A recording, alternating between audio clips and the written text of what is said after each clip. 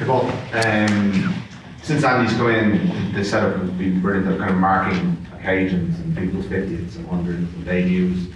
I presume next week almost looks after itself emotionally wise, because you've got the final farewell at home for the three lads. Boys don't rely on emotion massively, you know. It's the icing on the cake rather than the whole cake these days. And like, I don't think we'll be using it for emotion or to help us win the game. It's more about marking their contribution, because, you know, it hasn't always been easy for them, or isn't always easy. They have to keep coming back and keep, you know, fighting for their place. You know, Pete has been in and out in the last few years.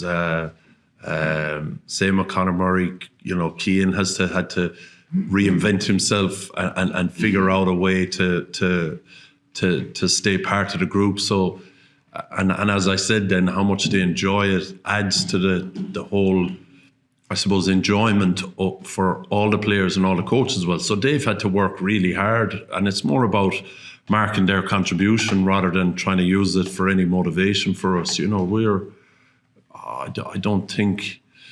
just don't think we need it for this weekend. You know, we're good when we know how important it is, and it's and how serious the occasion is for us. But we're good when we're nice and clear as well, and calm under pressure. Is the group as a whole ready to absorb the loss of that much experience now at this stage of the cycle? Yeah, I'm sure it'll be difficult, and I'm sure, you know, there'll be days when we struggle a little bit and we won't know why we're struggling. It'll be because, you know, that little bit of experience. You know, Pete is very good at saying the right thing at the right time in the right way, and he's very good at cutting through a lot of the BS as well, and getting guys down to work.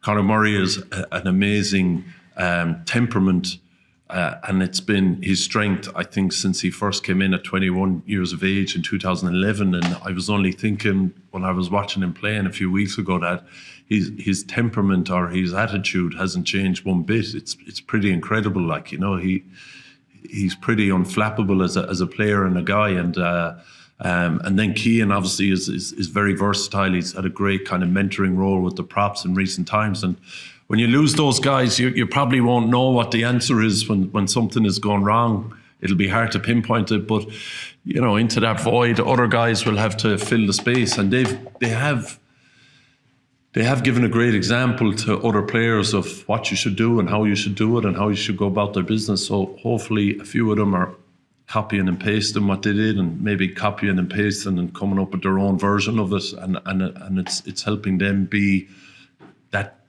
It's helping them fill that void for us in time. How tough will it be to pick the back five of the scrum, and how strongly are you considering a 6-2 next week? It'll be very hard. It's been very hard all campaign. You know, very often injuries look after things for us. They make things a little bit easier. And, you know, when you pick it, you get something with someone and you lose it as well. But that's the challenge for us. You know, it's a great thing for us, and it's been excellent on the selection front that we've been able to move things around a little bit. It's a pity that Cian Prendergast got sick last week. You know, he's been waiting patiently. He's been an excellent part of the group in terms of preparing the starting team for the last few campaigns. So he was gutted not to get his chance, and it would have added another layer to us in terms of that competition in the back row. So it is what it is. It's Simon's. It's a tough part of the job for him. We all contribute, but it's a tough part of the job for him. But I think the competition has been really good for us. It makes the lads prepare really well, train really well. You know, when they're coming off the bench, they know they have to make an impression, they have to make an impact, and it's been very good for us. Jerry, I've only one question because Will's asked one of mine already. I've been reading my notes here. What have you made of the French? They've been captivating. They've been really interesting viewing this season. What have you made of their 3 games, their performance? Because some people think the way they let that tricky first half go is a good result for Ireland, but a lot of people think, no, actually, they're going to make them more determined from now on not to do that, be wasteful again. Yeah, I think they've been excellent. You know, they obviously, there's a lot more unstructured play, I think, happening in the top 14. You know, when you look at Toulouse playing, you look at Bordeaux playing, and you even look at Vern Cotter bringing some of that down then to Auckland in the Super Rugby. It's been really effective for those teams, and they're very good at it. I think, you know, France then have a little bit of structure, certainly in terms of how they come out of their own half, but they can play that unstructured game really well. You know, they do a lot of it off mauls. They're very good at kind of reading the speed of the ball and just picking it up and start playing, and it can be hard to defend. I think they've been excellent. I thought they were very good against England as well. You know, because that's a very good England team that have their backs to the wall, that are you know, fighting for their lives. And I thought France were excellent against them, and but for a few handling errors in really tough conditions, they could have the scoreline could have been very, very different. So it's a very different challenge to what we're used to. You know, a lot of teams play very structured rugby. They're a little bit different. Big challenge at the ruck then as well. From them. They tend to put a lot of pressure on your ruck ball. So, you know, and I think they've gathered a lot of experience over the last few years. They've had the same coaching staff over the last few years. They've that continuity of players and coaching staff similar to what we do. They understand what they're doing inside out. They've had a few bad days like we've had, where you get to reflect on it and figure it out and put a few things in place that stops it from happening again. So I think they're in a great place, and it promises to be a really tough clash for us. Last couple of questions. Shane, Cameron, then Derek. Hi, Paul. You want? In light of the Munster news last night, from a national coaching perspective, how important to you is it that Munster kind of get back up to the level, I suppose, they were at when you were playing there? You know, that they become competitive regularly at the top tier. Yeah, it's important for us, for every province, for us to be doing well, playing well, to have a strong squad, to be producing players, to be competitive. You know, like a big benefit to us, and one of the reasons in the past I think we've started well is there's great coaching goes on in the provinces. You know, they you know, you come in with this myriad of ideas that comes into us from that they love what they're doing in their province. We should have a look at this, that, and the other. You know, particularly from my point of view, their ability, you know, maul defence, maul attack, they're drilling the line out. There's a lot of very good coaching going on in the provinces. The better the coaching going on in the provinces in the senior setup and the academy setups, the more, you know, I suppose, the more investment we make there, the better it is for us as national coach. Because, you know, the first time we come together, we've 12 days before our first game. So we're really relying on what's happened in their province before that. So it's really important for us. And hopefully for Munster, it's a good appointment, and it helps them, you know, build on the work they've already been doing down there in the last few months. Cameron? Paul, there's a big emphasis on Antoine Dupont and what he's going to bring next week in Dublin, but Thibaut Flamand in the second row, he's back since last weekend. He just seems like a totally different breed of second row, especially for Toulouse. Have you been watching him over the last couple of years? What do you think of him?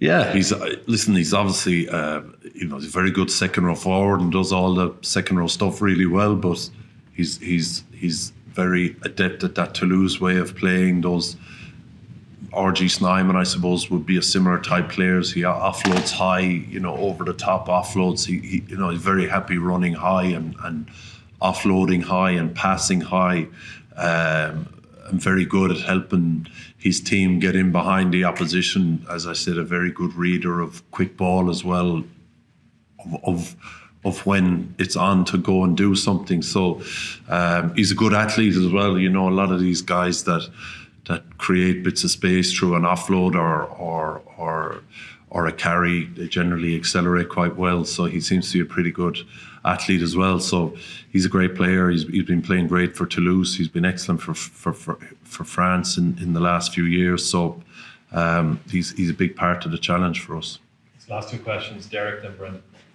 Well, if you just help us out with a sort of a mature reflection of how the review went on Monday with regard to the missed tackles figure. It was 33 on one side, 32 on another side. That's significantly larger than this team has had in this decade. It's also a figure that's been exponentially getting larger game by game. So 33 missed tackles can be misleading, I understand that. But Italy missed 34 and conceded 73 points. Yeah. So I'm just wondering, could you tell us anything about the review? Did it show up anything, or did you think anything about it? Or Yeah, it was mentioned, all right, and it's definitely something that's less important than it was, but it's still very, very important. And yeah, I think, you know, I think Simon spoke about the D in the review, and he's looking for us to go up another level in what we're doing. I think at times, probably in all parts of our game, at times we've delivered really well what we're hoping to deliver, and other times we've slipped off a little bit. And Simon spoke about it for sure I think on Wednesday in his review, and it's certainly something we need to improve on. Last question, Brendan. Paul, I stumped you right. Just one again on the three lads going. I make it there's another 12 in the squad who are in their 30s, some of them deep into their 30s. How much future proofing goes into the squad? Come on. Here you go. Start. How much future proofing goes into the squad when you look at age profiles? We don't look at age profiles massively. We're always trying to build the depth of the squad for sure, but we don't look at the age profiles. We're always, and that's why the emergent tour has become important for us. That's why we're trying to get the A fixtures going a little bit again. We're trying to get guys to get the experience that when they do come into us, they feel confident. They've had a bit of an experience of it already, whether they've been in camp with us for a little while and trained with us for a campaign. So they get to learn off the likes of Cian here or other players like that. And that's what it's about. It's just about building depth and more guys in more positions. You know, we were lucky with Tom Clarkson out at the weekend, with Jack Boyle out at the weekend, with Jamie Osborne. Cian Prendergast should have been on the bench. So it's just about building depth in positions. We don't really massively spend time looking at the age of players.